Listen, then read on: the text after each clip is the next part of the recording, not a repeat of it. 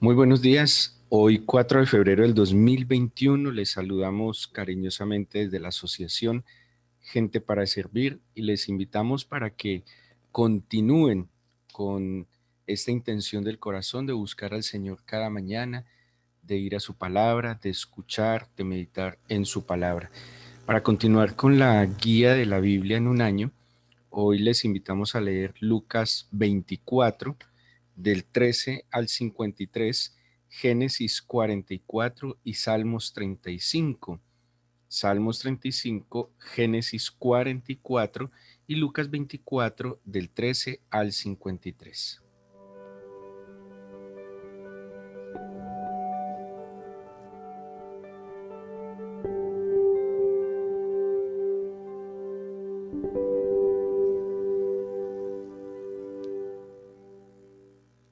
Vamos a Lucas 24 para que continuemos con el relato de los acontecimientos posteriores a la resurrección del Señor, puesto que el ministerio que el Señor nos ha encomendado es el ministerio de Cristo resucitado, el victorioso, aquel que fue y ha sido revelado, pues aquellos que han permitido que, que, que el velo de sus ojos caiga, que el tapón de sus oídos se ha quitado para poder ver al Cristo victorioso. No la imagen con el que las multitudes se quedó de un Cristo derrotado, sino la imagen de aquellos discípulos que le siguieron y aquellos que fruto del Espíritu de Dios han sido iluminados para ver al victorioso. Así que un creyente en Cristo Jesús es un creyente, porque así también lo dice la Biblia, que va de victoria en victoria, de triunfo en triunfo, en Cristo Jesús, que es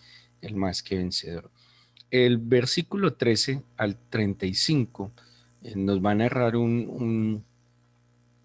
parte de esas teofanías o apariciones del Señor Jesús posterior a su resurrección. Ayer vimos que quienes supieron primero de la resurrección fueron las mujeres. Lucas habla que un ángel o el ángel pues se les apareció, les habló. En otros relatos se habla de Jesús mismo quien se les apareció. Aquí habla, ya Pedro también había ido a testificar, a evidenciar lo que las mujeres les habían dicho. Y aquí habla de dos discípulos, no de los 12 o 11 apóstoles en este momento, sino de dos discípulos. El Señor tenía un círculo muy cercano que fueron los que estuvieron en todo su ministerio, y había otros que se fueron adhiriendo en el camino, igualmente de alto compromiso, y que seguramente le venían acompañando desde la Galilea. El versículo 13 dice: aquí dos de ellos iban el mismo día a una aldea llamada Emaús, que estaba a 60 estadios de Jerusalén. Se calcula que eran más o menos unos 11 kilómetros de Jerusalén. De hecho, hoy existe la zona de Emaús en Israel. E iban hablando entre sí de todas aquellas cosas que habían acontecido. Es muy posible que fueran discípulos, que fueran judíos, profesantes, pero aquí aclara que además eran discípulos, o sea que habían acompañado al Señor Jesús. Iban hacia Emaús, posiblemente vivían en Emaús, posiblemente trabajaban en Emaús, pero ya era el primer día de la semana, domingo, ya era la tarde y ellos descendían hacia Maús. Dice el versículo 15: mientras hablaban y discutían entre sí, Jesús mismo se acercó y caminaba con ellos. Entonces tenemos dos discípulos, van en un camino. Seguramente el camino, de alguna manera decir lo que les correspondía, que les tocaba, según sus responsabilidades o según bueno, sus deberes. Y en ese mi camino aparece Jesús y caminaba con ellos. Mas los ojos de ellos estaban velados para que no le conociesen. Algunos comentaristas hablan de este velo tal vez por el mismo impacto. Y ayer yo les decía que este impacto emocional de lo que habían presenciado los discípulos y el pueblo era fuerte, porque es una imagen difícil de borrar, es una imagen que impactaba el corazón y la mente. Y algunos comentaristas dicen que tal vez esta ceguera era por el mismo impacto emocional que había en sus mentes, y dice, y no le conocían. Y les dijo, ¿qué pláticas son estas que tenéis entre vosotros mientras camináis? ¿Y por qué estáis tristes? Ellos le contestaron, o uno de ellos, que se llamaba Cleofas, le dijo, ¿eres tú el único forastero en Jerusalén que no ha sabido las cosas que en ella han acontecido en estos días? Él les dijo, ¿qué cosas? Ellos le dijeron, de Jesús Nazareno, que fue varón profeta, poderoso en obra y en palabra, delante de Dios y de todo el pueblo. En estos momentos, ellos tienen una imagen del Señor. Esa imagen es de un varón profeta, de un hombre poderoso en obra y en palabra, pero no caen en la cuenta, como que se les hubiera olvidado, pues todo lo que el Señor enseñaba acerca de su rol y de su misión como el Hijo de Dios, como el Mesías. Dice el versículo 20, y cómo le entregaron los principales sacerdotes y nuestros gobernantes a sentencia de muerte y le crucificaron. Pero nosotros esperábamos que él era el que había de redimir a Israel. Y ahora, además de todo esto, hoy es ya el tercer día que esto ha acontecido. Si ustedes analizan estas palabras y estas expresiones, bueno, uno, estos hombres se están yendo de Jerusalén, se están apartando. Dos, hay una ceguera, y aquí hay algo muy particular. Jesús está en el camino con ellos. Ojo que aquí estamos hablando de creyentes, no estamos hablando que fueran dos personas normales, sino que conocieron a Jesús, que caminaron con Jesús, Jesús de Nazaret. Y aquí Jesús seguía con ellos en el camino, pero en ellos había melancolía, frustración, amargura. Como que las palabras que el Señor Jesús en ellos se desinflaron, porque dice, pues de alguna manera nosotros esperábamos que fuera quien iba a traer la redención. Como que alcanzamos a creer un poco, pero aquí están hablando hombres desilusionados, hombres seguramente que han perdido una medida de fe, o que tienen una crisis de fe. Pero a pesar de eso, Jesús está ahí caminando con ellos. Jesús está ahí escuchándoles. Jesús está ahí, claro, vuelvo y digo, no lo pueden ver. Y eso a veces nos pasa en la vida de la fe, que estamos caminando, que Jesús puede estar caminando con nosotros, pero no le podemos ver porque la tristeza, la melancolía, la frustración, tal vez de que las cosas no se dieron como esperábamos, como queríamos. Nosotros como seres humanos tenemos una particularidad de ser ilusos, soñadores, y cuando de pronto esas ilusiones o sueños como que no se van eh, concretando, empieza a haber una alta frustración en nuestra mente y en nuestro corazón. Ellos tenían unas expectativas, estas expectativas con este acontecimiento tan adverso, pues seguramente ellos veían que ya no se iban a cumplir. Ojo, estaban en el camino con Jesús. El Señor Jesús, paciente, a mí este pasaje desde hace mucho tiempo me ha impactado mucho, porque veo cómo el Señor se toma el trabajo de invertir un tiempo, una tarde, con dos personas. El Señor valora tanto cada alma, cada corazón, que seguramente en Jerusalén habría mucho a quien aparecérseles, a todos los discípulos. De hecho, según la narración de Lucas, primero se le aparece a estos dos de Maús que no son de los apóstoles, y luego a los otros discípulos, a los apóstoles. Pero como el Señor valora tanto que se tomó el trabajo de ir a consolar. Consolar, parácletos, que es la palabra griega que se usa como consolador, tiene la implicación de ser un compañero. Un parácletos es el que está al lado del otro, lo acompaña, lo apoya. Y aquí Jesús, presentándose como parácletos, como compañero en el camino, primero les escucha, primero les dice qué pasó, qué ha acontecido. Y ellos, al momento de abrir su corazón, pues esto va a traer también paz, ¿sí? Trato de hacer un paralelo en mi mente de mi camino.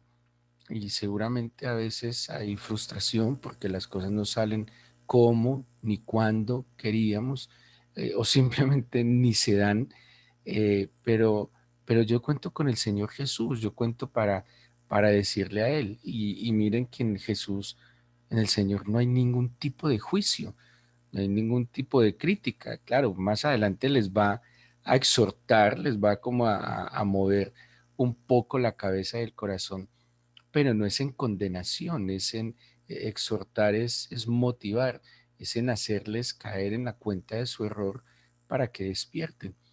Dice entonces el versículo 21: nosotros esperábamos que Él era el que había de redimir a Israel, y ahora además de todo esto, hoy es ya el tercer día que esto ha acontecido. Aunque, versículo 22, también nos ha asombrado unas mujeres de entre nosotros, las que antes del día fueron al sepulcro, y como lo hallaron, no hallaron su cuerpo, vinieron diciendo que también habían visto visión de ángeles, quienes dijeron que Él vive. Y fueron algunos de los nuestros al sepulcro y hallaron así como las mujeres habían dicho, pero a Él no le vieron. Eh, qué pesar, ¿sí? O sea, no creyeron por lo que el Señor les había hablado. Pues digo, el impacto de la adversidad fue tal que pareciera que borró lo que el Señor les había hablado, les había prometido. Eh, tampoco pudieron creer el testimonio de otros, les costaba creer, y lo miran como, bueno, quién sabe qué le habrá pasado a estas personas, estas mujeres que dicen esto.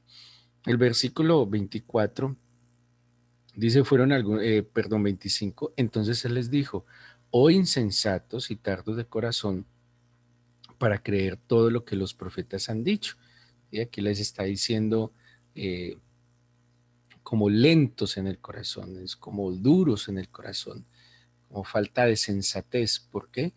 Porque como que se les olvidó lo que se había anunciado, como que se les olvidó lo que se les había enseñado, para creer que lo que los profetas dijeron se está cumpliendo, cabalmente se está cumpliendo.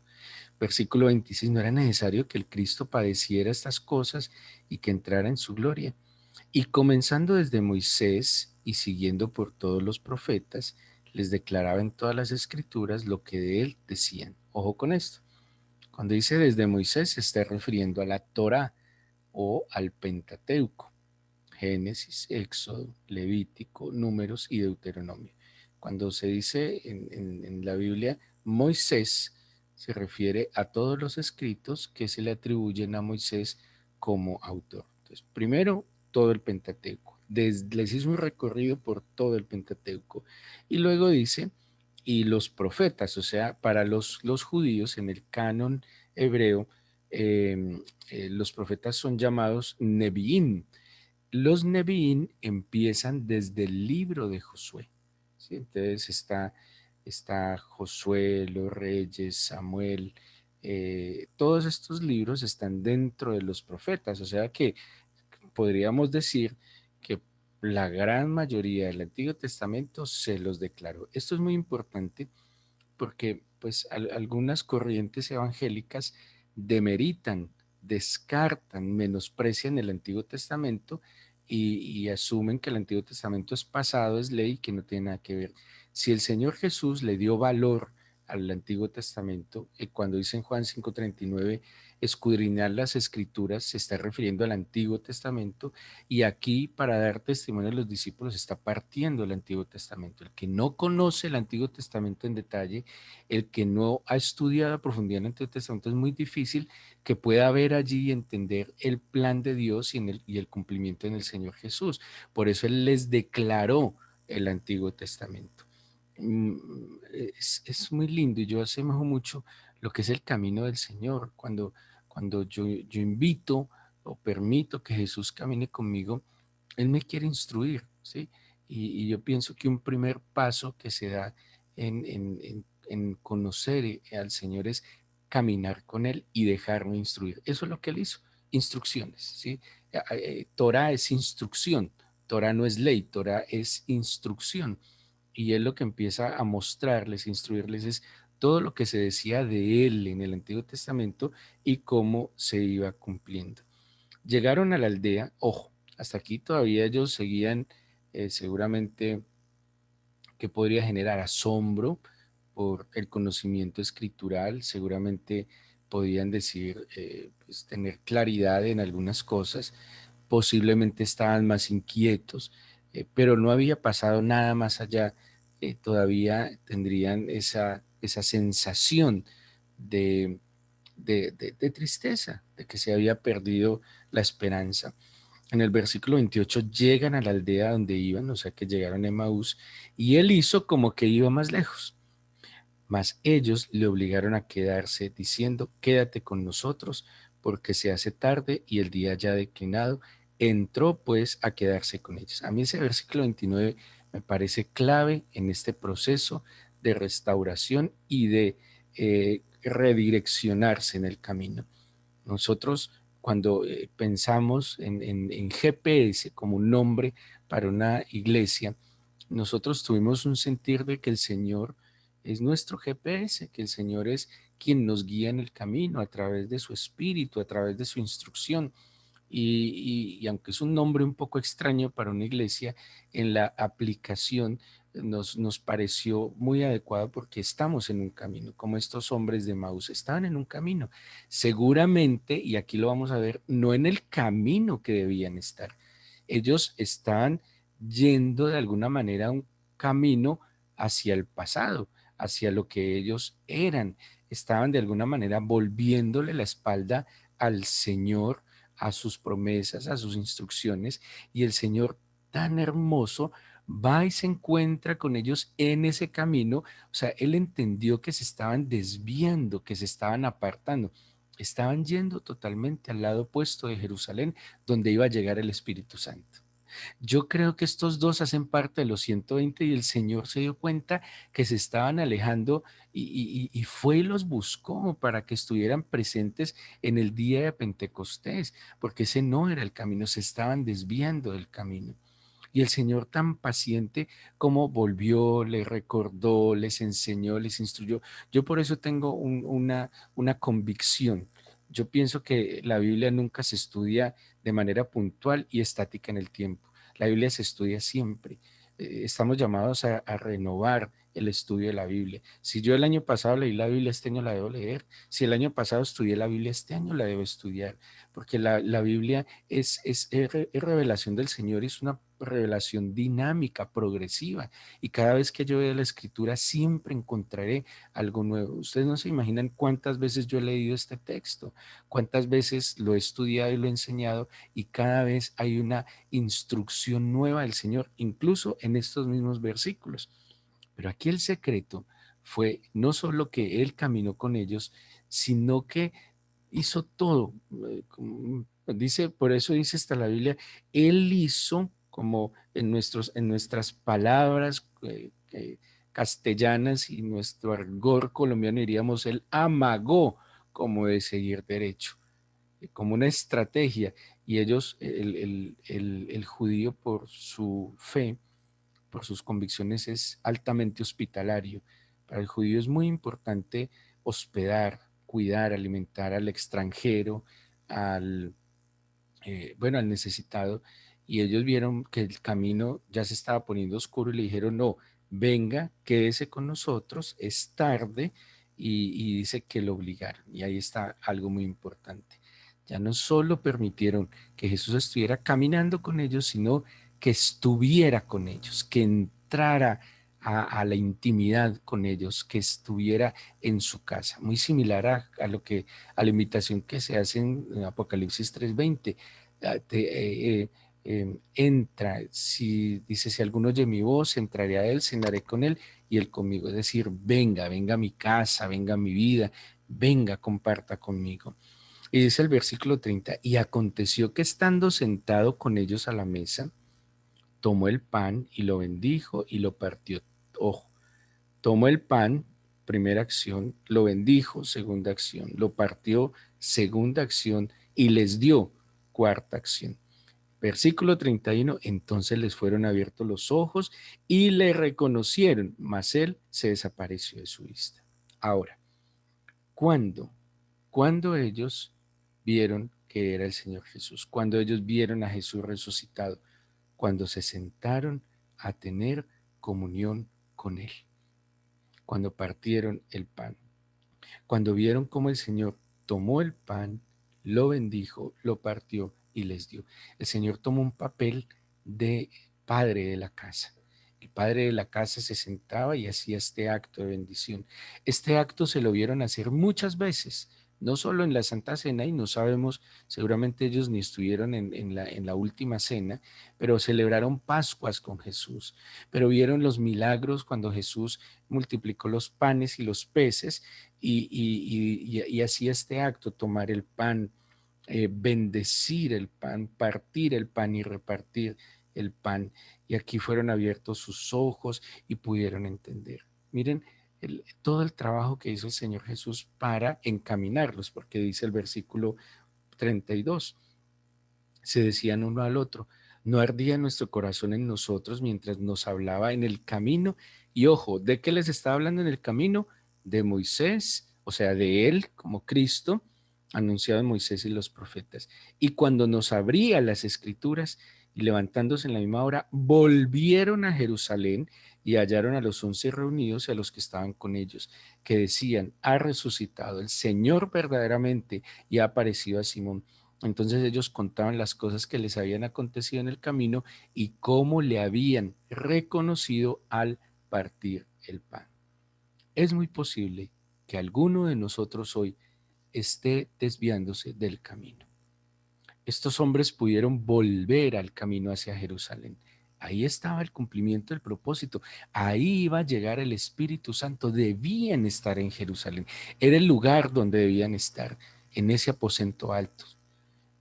Y Jesús, a través de la enseñanza primero, pero sobre todo a través del dejarse invitar a entrar en comunión con ellos, fue donde se les abrieron los ojos. Ojo, pero ojo que aquí hay algo muy importante. Hubo primero una enseñanza. Enseñanza sin comunión con el Señor genera de alguna manera como conocimiento intelectual de la Biblia que de nada sirve. La letra mata, pero el espíritu vivifica. Pero ojo, solo oración, solo culto a Dios, solo alabanza, sin un fundamento bíblico y un conocimiento profundo de la Escritura, puede generar un poco de misticismo y puede generar un poco de, lo voy a decir incluso, de fanatismo religioso, donde las personas sin un profundo conocimiento de la escritura, descontextualizados de la escritura, empiezan a idearse cosas, a imaginarse cosas, a interpretar cosas, pues sin fundamento bíblico, y ahí es donde también nacen muchas herejías y cosas extrañas que hemos conocido a través de la historia. Aquí está la combinación perfecta. Tal vez yo me estoy desviando del camino, aquí me da un secreto el Señor hoy y me lo recuerda. Vaya al estudio de la Biblia y deje que Jesús tenga intimidad con usted. Ahí puedes disfrutar cómo Jesús parte, bendice, parte y te da el pan de vida, el maná, que es su palabra, que es el mismo dado a nosotros. Y de esa manera vamos a poder volver al camino. Así que yo le invito a que oremos y que así como estos hombres, porque lo que estos hombres hicieron fue una oración, sin duda alguna. Y nosotros estamos en un camino. Tal vez creamos que es el camino correcto. Cada uno sabe qué ha impactado su vida. A ellos, solo viéndolo un poco por encima, los impactó la muerte de Jesús. Tenían la esperanza en el Señor, tenían la esperanza que Él se levantara como un caudillo y los liberara del yugo de Roma. Ellos esperaban que Él fuera el que restaurara la, pues el reino davídico y, y al morir ellos creían que sus esperanzas se habían muerto y sus expectativas pues no se cumplirían. Tal vez hoy esté usted apartándose del camino sin notarlo y esté caminando con Jesús y puede estar escuchando su instrucción, pero si no le permitimos entrar en intimidad con nosotros, no le vamos a ver y nunca será quitado el velo de nuestros ojos. Pidámosle hoy, como estos hombres le dijeron, quédate con nosotros. Quédate con nosotros, Señor. Se hace tarde, el día declinado. Entra a estar en intimidad con nosotros. Siéntate conmigo, dígale así. Toma tu pan, bendícelo, dame ese maná de vida. Abre mis ojos, Señor. Abre mis ojos para reconocerte. Abre mis ojos, Señor, para entender las Escrituras. Abre mis ojos, Señor, para volver al camino en el que debo estar. Estos hombres lo entendieron y dice el versículo 33, se levantaron en la misma hora inmediatamente y volvieron a Jerusalén. Entendieron que no se debían apartar de Jerusalén, sino estar allí. Ese era el camino correcto en ese momento. Señor, tal vez yo ni siquiera esté consciente del camino en que estoy ni el que debo tomar. Por eso necesito intimar contigo. Cierre sus ojos. Dígale, Señor, tantas cosas me pueden desviar, entretener, que yo te pido por favor que me vuelvas al camino, que apartes de mí la mentira, el engaño. Es que lo que yo he encontrado en ti es maravilloso. Como tú nadie me ha amado ni nadie me amará. Como tú, Señor, nadie podrá guiarme con verdad y justicia. Tú eres el único que ha sabido llenar todos mis vacíos, cabalmente, totalmente, Señor. Y por eso yo te pido que abras mis ojos y que me permitas profundizar mi relación contigo. Yo sé que tú nos diste tu espíritu para guiarnos, para redireccionarnos. Recalcula la ruta en nosotros y permítenos orientarnos en pos de ti. Padre, graba tus palabras en nuestro corazón. Que tu Santo Espíritu sane toda herida del alma y del corazón. Que tu Santo Espíritu, Señor, restaure nuestra mente. Que quites la huella del pecado y que nos ayudes a volver cada día a ti, Señor. Toma mi corazón, por favor. A ti vuelvo, Señor. A ti vuelvo hoy. Y te pido que tu presencia me acompañe, que tu presencia hoy me guíe, que tu Santo Espíritu, Señor, me guíe por sendas de justicia y de verdad. Yo te pido que extiendas tu mano sobre cada hijo tuyo, Señor, que hoy se han conectado, que escucharan esta meditación luego.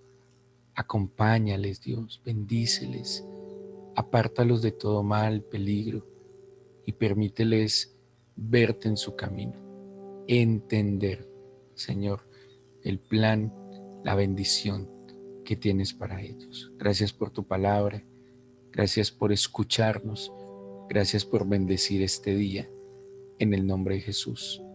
Amén.